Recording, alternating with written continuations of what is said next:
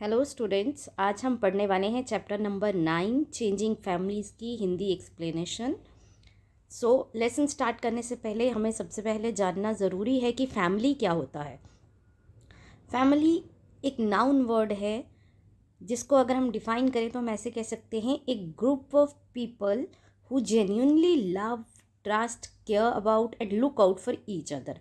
वो लोगों का एक ग्रुप जो जेन्यूनली मीन्स ट्रूली, सच में एक दूसरे से प्यार करते हैं, एक दूसरे पर विश्वास करते हैं, एक दूसरे की केयर अबाउट यानी देखभाल करते हैं, एंड लुक आउट मीन्स जब कभी ज़रूरत पड़ती है तो एक दूसरे पर डिपेंड करते हैं अपनी हर बात के लिए, तो उसे हम कहते हैं फैमिली। और सबसे एक कॉमन फैक्टर फैमिली का होता है कि सभी members of the family under the same roof he brought up, पले बड़े होते हैं। ठीक है, तो फैमिली हम उसको नहीं बोल सकते कि कोई भी 5-7 लोग आके साथ रहने लगे, that is not a family. एक फैमिली वो होती है जो रिलेटेड टू ईच अदर होती है, एक दूसरे पे डिपेंड करती है फॉर लव, ट्रस्ट, केयर और लुकआउट के लिए, और अंडर द सेम रूफ वो एक ही छत के नीचे पले बड़े होते हैं। अब टाइप्स ऑफ फैमिली की बात करें तो मेजरली 3 टाइप्स ऑफ फैमिली होती हैं: single parent family, nuclear family, extended family. Extended family joint family का दूसरा नाम है, यानी जॉइंट फैमिली को ही एक्सटेंडेड फैमिली भी कहते हैं आजकल। तो सिंगल पेरेंट फैमिली, जैसा कि आप पिक्चर में भी देख सकते हैं कि एक ही पेरेंट है, इधर मदर और फादर। जब कुछ कंडीशंस की वजह से मदर और फादर में से एक ही पेरेंट बच्चों को या एक बच्चे को पालता है तो उसे सिंगल पेरेंट फैमिली कहा जाता है। वन पेरेंट एंड चाइल्ड और चिल्ड्रन, ईदर मदर और फादर, कोई भी हो सकता है वो। जब वो बच्चों की अपब्रिंगिंग करता है तो उसको हम, या करती है तो उसको हम सिंगल पेरेंट फैमिली कहते हैं। उसके बाद है न्यूक्लियर फैमिली। न्यूक्लियर फैमिली में सिर्फ पेरेंट्स यानी माता पिता होते हैं और उनके बच्चे होते हैं। अब ये बच्चे एक भी हो सकते हैं, दो भी हो सकते हैं, 3 भी हो सकते हैं, 4 भी हो सकते हैं, depending on the number of children या number of the member of family. कोई फैमिली स्मॉल है या बिग है, हम उसको इस तरह से कहते हैं। तो न्यूक्लियर फैमिली में अगर पेरेंट के अलावा 2 से ज़्यादा बच्चे हैं तो वो फैमिली ऑटोमेटिकली बिग हो जाती है। जॉइंट फैमिली तो हमेशा ही बिग होती है। एक्सटेंडेड या जॉइंट फैमिली हमेशा ही बिग होती है क्योंकि उसमें बहुत सारे लोग एक साथ रहते हैं। A family in which relatives यानी माता पिता, बच्चे और उन बच्चों के अंकल, चाचा चाची, अंकल आंट्स यानी चाचा चाची, ताया ताई, उनके बच्चे, ग्रैंड पेरेंट्स, पेरेंट्स सब जो हैं एक साथ रहते हैं। तो उस फैमिली को हम जॉइंट फैमिली या एक्सटेंडेड फैमिली कहते हैं। ठीक है, तो वो ऑटोमेटिकली बड़ी होती है। लेकिन सिंगल पेरेंट फैमिली में बी स्मॉल और बिग, न्यूक्लियर फैमिली में भी स्मॉल और बिग, लेकिन extended family is always big. Moving to the next, अब ये फिर से बताया है on basis of members of family. Nuclear family जो है वो स्मॉल भी हो सकती है और बिग भी हो सकती है, लेकिन जॉइंट फैमिली हमेशा बिग होती है। तो ये साइज़ के बेसिस पे मैंने आपको पहले ही बता दिया, स्मॉल फैमिली और लार्ज फैमिली। स्मॉल फैमिली वो जिसमें 4 या लेस मेंबर्स हैं, और लार्ज फैमिली वो जिसमें 4 से ज़्यादा मेंबर हैं। ठीक है, on the number of members of family हम स्मॉल या बिग फैमिली या लार्ज फैमिली बोलते हैं। अगर 4 से कम मेंबर्स हैं तो स्मॉल फैमिली, 4 से ज़्यादा मेंबर्स हैं तो लार्ज फैमिली। अब हर एक फैमिली में क्या होता है, टाइम टू टाइम एडिशन या सब्ट्रैक्शन होती रहती है फैमिलीज़ की, जिसके ऊपर इस लेसन का नाम चेंजिंग फैमिलीज़ पड़ा है।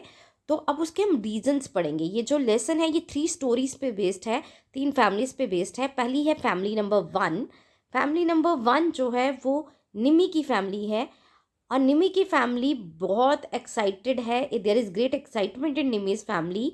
क्यों है? क्योंकि she has a new baby sister. उसके घर में एक छोटी बेबी सिस्टर का बर्थ हुआ है, एक नया फैमिली मेम्बर अराइव हुआ है। न्यू अराइवल टॉपिक का नाम भी यही बताता है।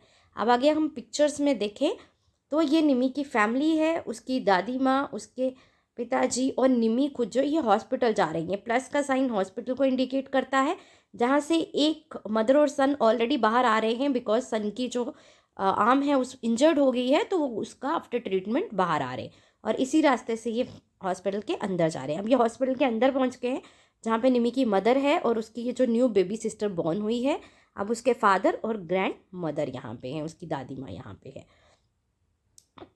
तो नेक्स्ट पिक्चर में देखते हैं कि अब वो इस बेबी को लेके घर आए हैं सारे। तो पहले हमने ये देखा कि इस फैमिली में कितने बच्चे मेंबर्स थे, 1 2 3 और निमी 4। लेकिन अब उनकी बेबी सिस्टर भी आ गई है तो 5 मेंबर्स हो गए। अब जब कोई भी जो बेबी है वो बर्थ उसका होता है तो फैमिली जो है वो इंक्रीज़ हो जाती है। फैमिली के अंदर जो रहने वाले लोग हैं उनका वर्कलोड इंक्रीज़ हो जाता है क्योंकि वो बेबी की केयर अबाउट में लग जाते हैं। स्पेशली मदर जो है उसका बेबी के साथ बहुत स्पेशल बॉन्ड होता है। तो सबसे ज़्यादा वर्कलोड जो बढ़ता है वो मदर का बढ़ता है।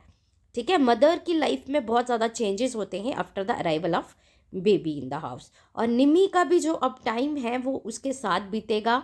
अब ये सब जो है निमी की दादी माँ, पिताजी, मदर और जो उसकी बेबी सिस्टर है वो घर में आए हैं। तो ये शायद कोई नेबर हैं जो बाहर खड़े हैं या मे बी कोई रोड साइड पे कोई पर्सन खड़ा है घर के बाहर जो फिज़िकली जो है चैलेंज्ड है, यानी ये देख नहीं सकते। क्योंकि वो हमें कैसे पता चलता है, क्योंकि जो लोग देख नहीं सकते वो काले रंग का चश्मा पहनते हैं और उनके हाथ में वाइट कलर की स्टिक होती है जो ये इंडिकेट करते हैं कि this person is not capable to सी।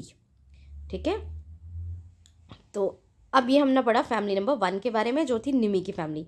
अब हम पढ़ेंगे फैमिली नंबर 2 के बारे में। उसमें भी कुछ चेंजेस हुए हैं लेकिन उसके रीज़न क्या है, न्यू प्लेस पे जाने की वजह से। अब क्या होगा, सेरिंग सेरिंग के जो फादर हैं उनको एक लेटर मिला है ऑफिस से। He received a letter from his office. अब ये लेटर क्या है, the letter said that he was being promoted, कि उनकी जो प्रमोशन हुई है, प्रमोशन होता है आप जॉब पे जिस भी रैंक पर हैं, जिस भी स्टेटस पे हैं, आपका वो एक हाई कर दिया जाता है और उस वजह से आपकी सैलरी भी इंक्रीज़ होती है, पेमेंट भी आपको ज़्यादा मिलती है। तो कई बार प्रमोशन के साथ कुछ लोगों की ट्रांसफ़र होती है। ट्रांसफ़र मीन्स कि आप जिस जगह पे काम कर रहे हैं उसको छोड़ के आपको किसी दूसरी जगह पर जाकर वहाँ पे काम करना पड़ेगा। तो जो सेरिंग के फादर हैं उनको भी एक लेटर मिला है जिसमें उनकी प्रमोशन और ट्रांसफ़र दोनों के बारे में उनको बताया गया है। और ट्रांसफ़र वो कहाँ पे हुए हैं, would have to move to another city, वो दूसरे शहर में जा रहे हैं। अब चेंज क्या हुआ इसमें फैमिली की वजह से, कि जब वो लेटर लेके घर आए हैं उन्होंने अपने घर में अपने फादर को, सॉरी ये ऑफिस के बॉस हैं जो सेरिंग के फादर को लेटर दे रहे हैं इस पिक्चर में। और जब वो लेटर लेके घर आते हैं वो अपने फादर को वो बताते हैं, अपनी मदर को वो बताते हैं, तो उनकी वाइफ और उनका बेबी भी है। तो अब यहाँ पे चेंज क्या आएगा कि उनको क्योंकि दूसरी सिटी में जाना है, पूरी फैमिली को वो लेकर नहीं जा सकते, तो वो मोस्टली किसको लेके जाएंगे, सेरिंग और उसकी मदर को, यानी अपनी वाइफ को और अपने बच्चे को लेकर जाएंगे जब तक कि उनकी वहाँ पे ट्रांसफ़र रहती है। और 3 मेंबर्स जो हैं वो घर से शिफ्ट हो जाएंगे। तो ये चेंज जो है इस फैमिली में आएगा। अब घर के सारे लोग क्या करेंगे, उनकी पैकिंग में हेल्प करते हैं। उनके माता पिता वो थोड़े से सैड हो जाएंगे क्योंकि बच्चे उनको छोड़ के जा रहे हैं। और ये हमें कैसे पता चला, क्योंकि हम इस पिक्चर में देख रहे हैं कि सेरिंग के फादर, मदर और सेरिंग जो है वो रेलवे स्टेशन पे, रेलवे मतलब ट्रेन के पास उनको बाय बोल रहे हैं और वो जा रहे हैं। और दादाजी दादी जो सेरिंग के हैं वो पास में खड़े हैं, वो उनको वहाँ पे गुड बाय कहने आए हैं। तो सेरिंग भी हैप्पी है।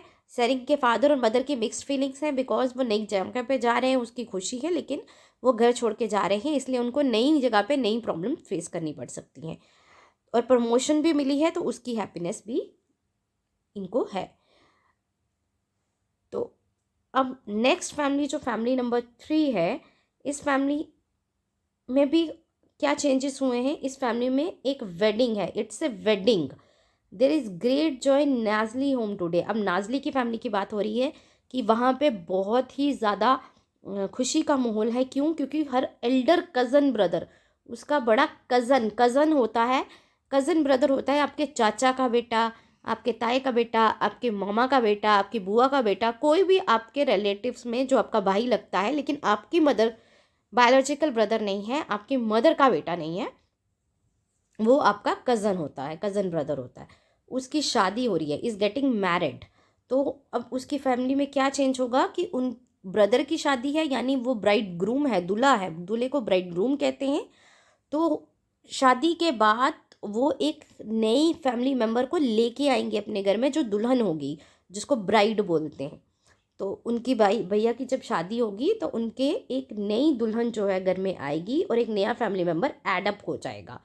ठीक है, ये उसकी भाभी है जो नाजली की जिसकी शादी हुई है, और ये उनकी मदर है, यानी कि इस ब्राइड की मदर इन लॉ, सासू माँ, और ये नाजली है पिक्चर में।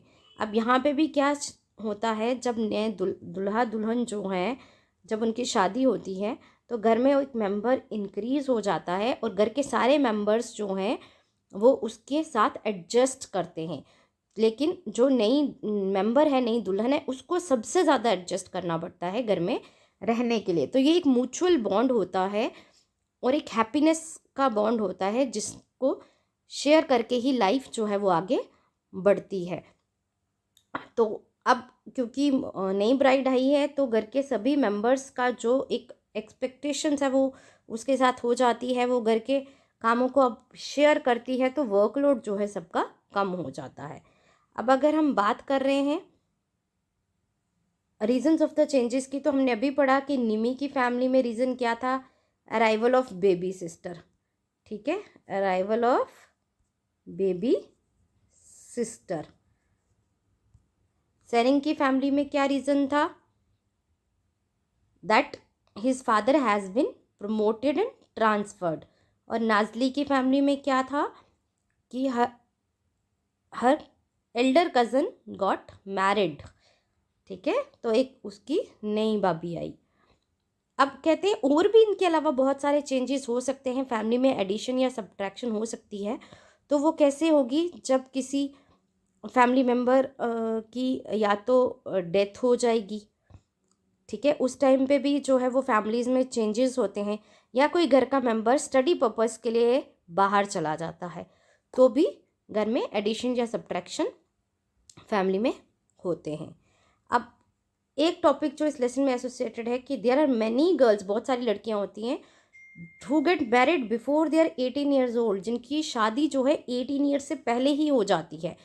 लेकिन इंडिया में जो लड़कियों की शादी की मिनिमम एज है दैट इज़ 18, वही लीगल एज है जो गवर्नमेंट ने रखी है, और बॉयज़ की 21 है। लेकिन बहुत सारी अनफॉर्चुनेटली बहुत सारे जगहों पे ये रूल जो है फॉलो नहीं किया जाता और 18 ईयर से पहले लड़कियों की शादी हो जाती है। Many of them have to even leave school, और बहुतों को स्कूल छोड़ना पड़ता है। There are many true stories of girls, ऐसी बहुत सारी सच्ची कहानियाँ हैं जो इन गर्ल्स की हैं, जैसे सुशीला ऑफ रंगारेड्डी डिस्ट्रिक्ट, जो रंगारेड्डी डिस्ट्रिक्ट की सुशीला की कहानी है, who are going back to school, जो वापस स्कूल जाते हैं after marriage. She also got the help of panchayat, और इस काम के लिए उसे पंचायत की हेल्प मिलती है। पंचायत कहती है कि यंग चिल्ड्रन, जो छोटे बच्चे हैं, शुड प्ले, उन्हें खेलना चाहिए और पढ़ना चाहिए, and not be married of, जो 18 ईयर्स के कम बच्चे हैं उनकी शादी नहीं होनी चाहिए, उनकी खेलने की उम्र होती है वो या पढ़ने की। A group of people of Andhra Pradesh, Andhra Pradesh में एक लोगों का समूह है, होल्ड स्पेशल कैंप्स, जो एक स्पेशल कैंप्स होता है, एक स्पेशल एसोसिएशन या एक स्पेशल मीटिंग्स रखता है टू हेल्प मैरिड गर्ल्स, ताकि वो मैरिड गर्ल्स जिनकी शादी जल्दी हो गई है या किसी वजह से हो गई है, उनको वापस to go back to school, वापस स्कूल भेज सके। जंगमा एंड चिट्टी से, जंगमा और चिट्टी कहते हैं, we would like to study, हम पढ़ना चाहते हैं, and stand on our own feet, और अपने खुद के पैरों पे खड़ा होना चाहते हैं, यानी कमाना चाहते हैं, ठीक है। उसके बाद इस लेसन में आपको फैमिली ट्री पढ़ाया गया है। फैमिली ट्री जो होता है वो आप अपने फैमिली मेम्बर्स के बेस पे कर सकते हैं, ये पिक्चर बेस्ड भी हो सकता है, नाम बेस्ड भी हो सकता है, किसी भी तरह का आप ट्री बना सकते हो। और सबसे एल्डर जो आपके घर का मेंबर है उसको सबसे ऊपर रखना होता है, और जैसे दादा दादी, फिर उनके बच्चे, फिर उनके बच्चे, इस तरह से ये एक फैमिली ट्री बनाया जाता है। जैसे कोई भी एल्डर मेंबर है, उनके बच्चे, फिर उनके आगे बच्चे, इस तरह से ये फैमिली ट्री जो है आप बना सकते हैं। Depending on your family size ये फैमिली ट्री वेरी करेगा। देखिए ये कुछ पिक्चर्स आपको दिखाई गई हैं। That was all in this chapter. Thank you, have a nice day.